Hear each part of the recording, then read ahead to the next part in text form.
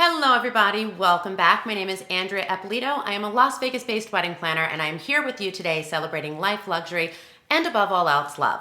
Over the last couple of weeks, I've been checking in the comments and I've seen so many of you asking what apps I use to run my business, what apps I feel are important in order to run a wedding planning business on a day-to-day basis. Now I found this interesting because I've already got a download about apps. I've done a video on it in the past.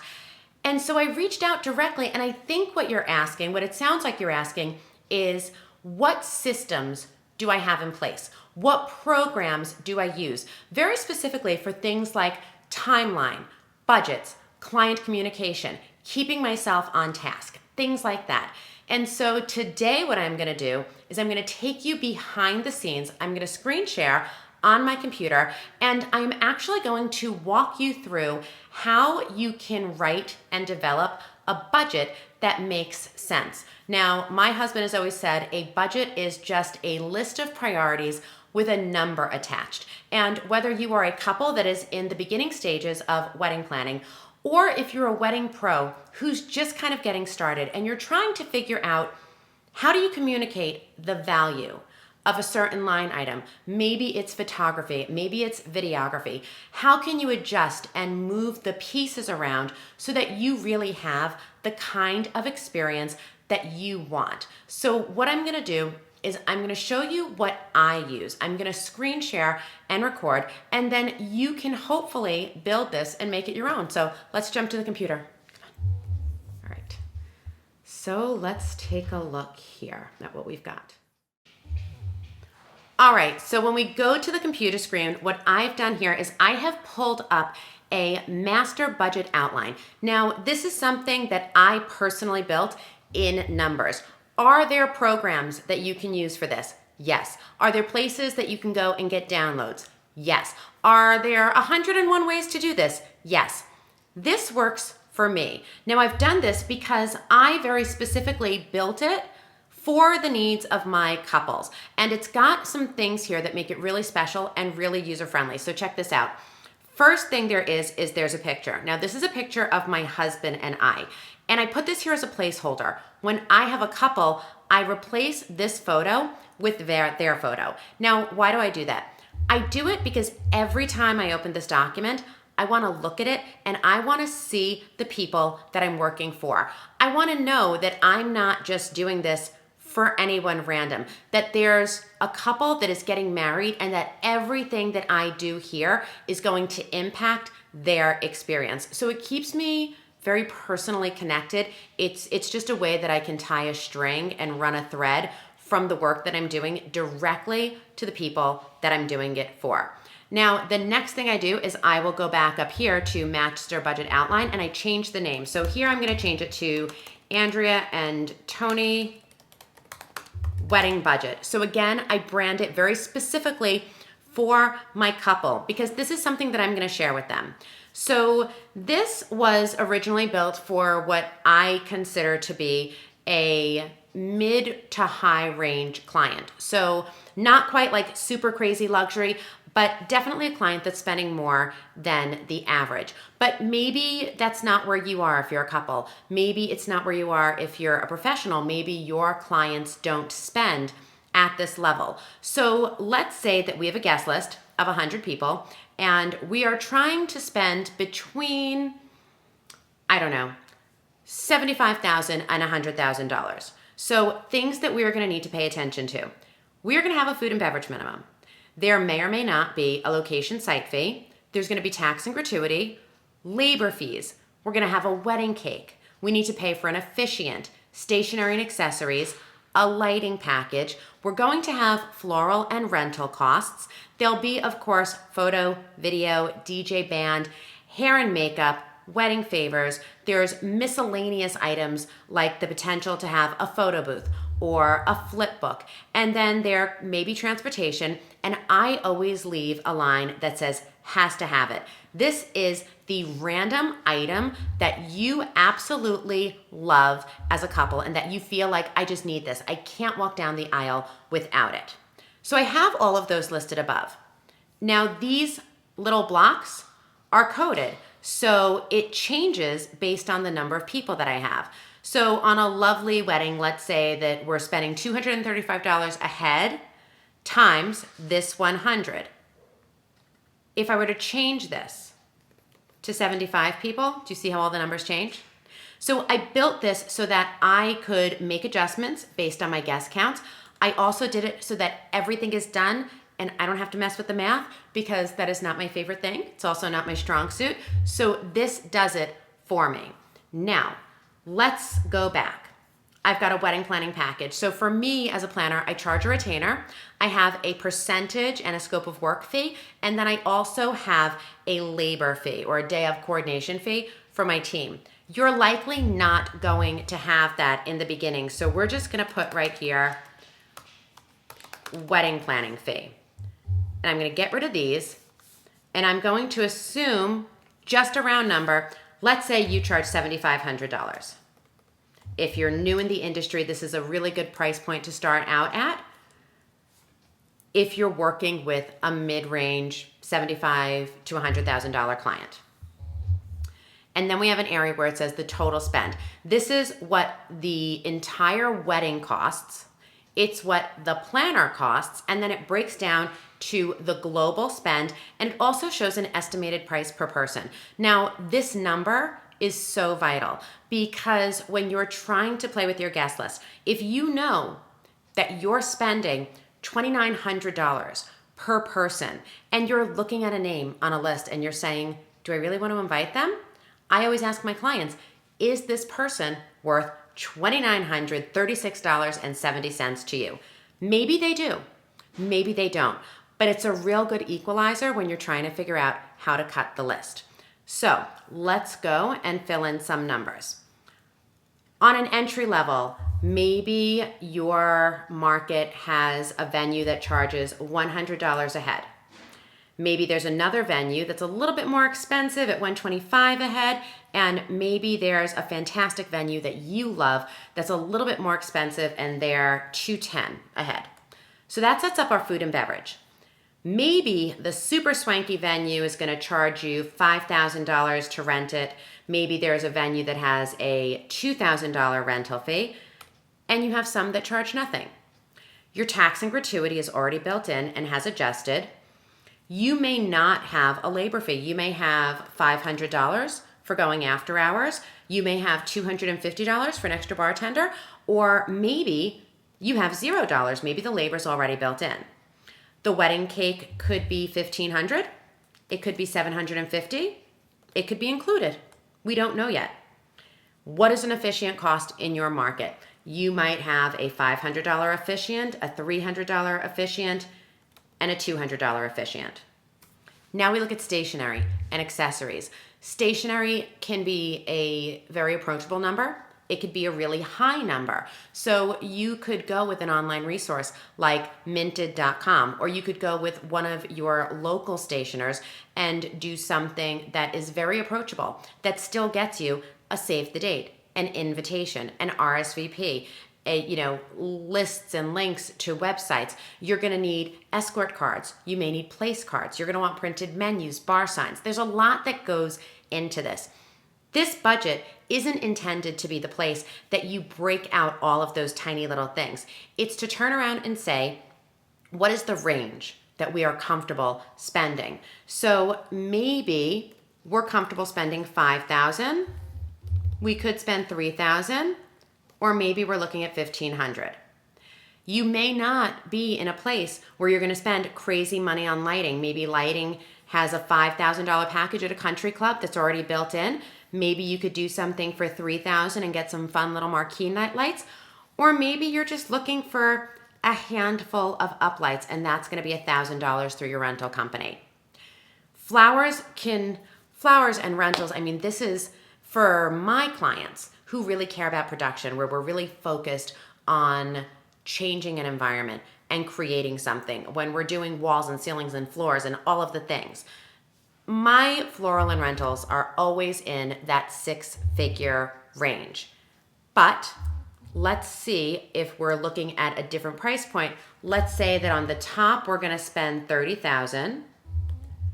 Maybe our mid-range is going to be 25,000, and maybe we've got like a 17,500. For photography, maybe we're looking at 6,500 on the high, 4,000 in the mid, and 3,500 on the low. Maybe video is, I'm gonna go ahead and make video the exact same, because video and photo are typically hand in hand in terms of retail costs. If you're gonna do a band, you might be looking at $15,000. You could be looking at a $3,500 DJ, or maybe your venue in this particular price point is got somebody on hand and you could do that for $2,000. Hair and makeup, if you've got a big bridal party and you're paying for everyone, maybe you're spending $2,000. Maybe you're only covering yourself, the moms, and a maid of honor, and so we're at $1,000. Or maybe you're just doing you, and that's okay too. I personally always delete favors. Unless you're giving a crazy cool, amazing favor, they are the thing that people spend so much time like thinking about and worrying about and like mentally masturbating about, like, what am I gonna get? What am I gonna do? What am I gonna give? Unless it's really cool, it gets left behind. So I'm gonna go ahead and zero this out, because we might need it, we might not, we just don't quite know yet. Miscellaneous, photo booth, this could be anything. This could be a photo booth, it could be a portrait station, it could be a caricature artist, it could be a live painter, it could be nothing. But we're gonna go ahead and put some numbers in. We're gonna put 5,000, we're gonna put 2,500, and we're gonna put 800 for the most basic photo booth that you could get. Transportation is another thing that we are gonna zero out, because you don't have to cover it. And then the have to have it item. I believe that when you as a couple start the process of planning, you are all of a sudden going to discover something that you didn't know existed before. Now, this happens because as a wedding professional, as an event designer, it's my job to constantly know what's coming, what's changing, what's emerging, what's on the cutting edge. You as a couple, or your couples, don't always know what's available to them. They don't know what their options are. And so they do this budget, and then all of a sudden, 3 months from now, they see something online and they become obsessed. It becomes the only thing that matters. It's the thing that is gonna make and break their wedding. Don't be surprised when that happens, and don't be caught off guard financially. So give yourself a cushion. Put $5,000 for something that you have to have, 2,500 and 1,500. Now, when I look at these numbers, and then I go ahead and I add up what a flat fee for a wedding planner would be, where do I end up? On my entry level, I have $52,540. That's below budget. On the mid-level, I have $75,600. That's right where budget begins. And on the high level, we have $122,000. Now that's about 20% over the stated budget. And I will say this, I do find that most couples go about 20% over budget. Again, this isn't because we as wedding pros don't know how to do our jobs. We absolutely know how to do our jobs. It's because in the beginning, most couples don't really have a full understanding or knowledge base over what things cost and how the money gets broken down. The other thing is that have to have it. They don't realize what they want. Their guest list grows. So when you start getting into 6 and 7 figure budgets, this doesn't happen as often because you just have so much more room to play. But when you are working in the $30 to $50 or $50 to $100,000 price point, you will find that people start going over budget. It's just something to be aware of. And so I'm actually not going to change this budget. I'm going to leave it as is. Why? Because as a professional, as a planner, I want to show my client there is a way to have a beautiful, lovely experience and come in below budget. There is a way to have a mid-range experience and come in right at the entry level. And there is a way for you to decide through this process that the wedding just means so much to you and that you really want to make an investment in doing something special. And sometimes that means you go over budget if you choose to do so. If you choose to go over, you can. So now I have bookends. I have the bookend of the 50 and I have the bookend of the 122. So my goal next is to give a best guess. So what does that mean? This is where we start looking and saying, where are the priorities? And now we move the money based on the priorities of what's going to be happening in the wedding. So let's start here. Number one, okay, Andrea and Tony, how important is food to you? Well, my husband and I are foodies. It's gonna matter a lot. So I'm gonna say, all right, well, at that point, my guess is that you're gonna spend about $175 a head in this market, and I'm gonna multiply it by this. So there we go. The venue, as long as the food is good, we're pretty open to. We're not quite sure we want something nice. Maybe we're gonna have a $2,000 rental. Fine. Now I'm gonna say it's gonna be this. We're gonna estimate that tax and gratuity is gonna be 31%. Labor fees. My husband and I would really want extra waiters. We'd want extra bartenders. We'd probably want valet. So let's say that we're gonna add $1,000 to cover labor because we wanna take care of everything. And I am a wedding cake junkie. I love wedding cake. It's the icing on the cake. It's the jewelry of the reception. It's the thing that people walk in and go like, oh my God, the room is so beautiful. Did you see her dress? Let me see the cake. And maybe that's the Italian in me, but we love cake. So I'm gonna wanna upgrade my wedding cake, and I'm gonna say $2,000. Now, everything else. Do I have an officiant? I know tons of them. Am I personally connected to anyone? Do I have a priest or a pastor? Is there somebody that I'm saying, no matter what, this person has to marry me? No, so I'm okay with anyone that is a connection. So I'm gonna add the $200 and I'm gonna keep that pretty basic. Stationery and accessories, I think that it's the first thing that introduces you. It begins the excitement. It tells people so much about what your wedding is gonna look like and feel like. It's the hype moment. It gets them excited to say like, oh my God, look at this invitation. Look how beautiful it is. Look at the paper. And so I'm gonna wanna make an investment in that. So I'm gonna go ahead and put $5,000 there. So far, look at what we've done. The $1,750 is less than the highest, but it's above the mid-range. The rental is the mid-range. Tax and gratuity is what it is. I went high on my labor. I went high on my wedding cake. I went low on my officiant, and now I'm back down to the stationery accessories where I've gone high again. How do I feel about lighting? I am a bride who loves lighting. I'm a professional who loves lighting. So if I'm building this and I'm the wedding pro, if I'm the adult in the room and I'm the expert, I know how important it is to have really, really good lighting. And so I'm gonna make sure that I give myself at least $3,000 for lighting. Now I'm looking at florals and I'm saying to my couple, how much, like how deeply do you care? Maybe we're looking at venues, and I know this again because I'm the planner, that have great tables, great chairs, great linens. There's stuff built in that maybe we don't have to go as crazy. Maybe the couple is very, very driven and they want to spend everything. So here, I'm going to go high again. For photos, it's the only thing you have that you walk away with. I do think that it's important, but maybe this couple doesn't quite want to go to the 6,500, so I go to the 5,000. Video. Video is one of those things that people either are really motivated to get or they don't feel like they need. I will go on record and say video is so important. It's a sad way to look at it and it's a difficult way to think about it. But when I got married, my father was alive. At my sister's wedding, my grandmothers were alive. And we have pictures of them.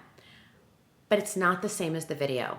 When I put on my wedding video, I can hear my father's voice. My sister's wedding videos let us watch my grandmothers walk through the world. It brings them back to life in a way that a photo is not going to do. Now, that being said, is it somebody's top priority?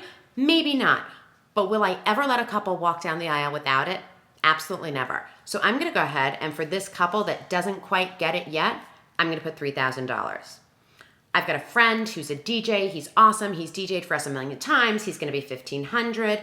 I'm only doing my hair and makeup. I trust my bridesmaids. I believe they'll do what they need to do. So I'm going to do $500. That should cover my trial and the day of. Not doing any favors. I'd like something cool. I would really like to have a photo booth that's interesting, that's technologically driven, that's cutting edge. So I'm going to put $1,750 there. We're not paying for transportation. And because I know I'm going to go over, I'm going to put $2,000 on my have to have it. Now, I go in, I add the wedding planner fee. When I get down here, here's my best guess. Here's the total cost of wedding planning. Here's my total.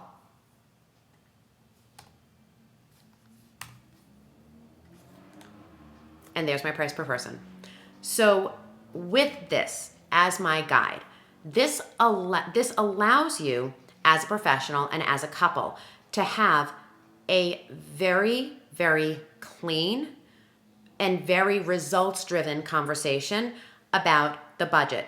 Because when I look at this and I go back in, I gotta tell you, I don't want my buddy DJing. I want him to be a guest. I don't want him to be a DJ. So the music is important because music and food, they're gonna make and break the vibe. I'm gonna put that back up to $3,500. Now I'm looking at this and I'm like, all right, I'm still under 90,000. And I've got a big number for my floral, which is great. I've got a solid number for photo. I know I need the video, but I'm gonna live with those photos around me every single day. And maybe I wanna add a portrait session, or I wanna have some extra time, or I really wanna be able to upgrade to get that kind of wild, beautiful engagement session. So maybe I'm gonna take that up to $6,000. Let's call it what it is. I think I'm good on food. Stationery, I'm good. I'm gonna add a little bit of lighting money, and I am gonna add a little bit more to the flowers because now that I know that I have a cushion, I wanna blow that out. I really wanna be able to be transformative with my space. And so when I go in here, I'm still under $100,000. I'm still at 95, 96,000 change. What if I have to go the opposite way? What if I look at this and I say, push me back towards the 75? Like I wanna do all the things, but how can I get to be 75,000, not 95,000? Well, you can invite 75 people. Look what that does. That takes down your food and beverage. It takes down your tax. And now I'm at 90. Well, if I'm having less people, that's less tables, that's less chairs, that's less florals. Maybe I can be at 27,500. Where am I at? I'm at 82. Can I drop down on my cushion a little bit to 1,000? I'm at 81. Maybe I don't need a $3,500 DJ. Maybe my DJ is going to split the difference and we're going to be 2,500. Getting closer. I'm at 80. How are we feeling? But what happens if they go, no, we're definitely going to have 85 people. Now let's tweak it again. I'm at 83, just under 83,000. So we can do this all day. Why? Because the foundation of the budget is built. Because the list is out there. Because I can turn around and say, as a wedding planner, I can say to a couple, are you sure that you want to spend $5,000 on stationery? Does it mean that much to you? Because now I have a chance to have a real conversation. Now I can educate them. Let me show you what's available to you at $3,000. Let me show you the paper. Let me show you the font. Let me show you how it makes you feel when you open it up and you see an envelope that's lined versus unlined. Because it's never about the stuff. It's always about how the stuff makes you feel.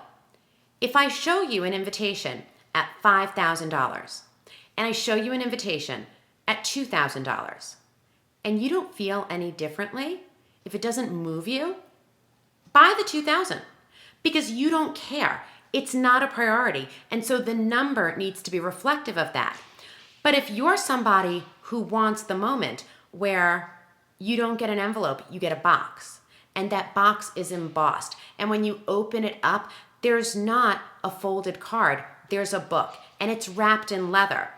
Well, I've had invitations be over $65,000, $70,000. Why? Because for the people who care, they make the investment and you move the numbers where they need to go. So this, my friends, is how I set up my budgets. This is how I planned budgets 5-6 years ago when my clients were spending between, $80,000 to $150,000. It's still what I use to craft budgets and to have a workable outline for clients that are spending $500,000 to $2 million.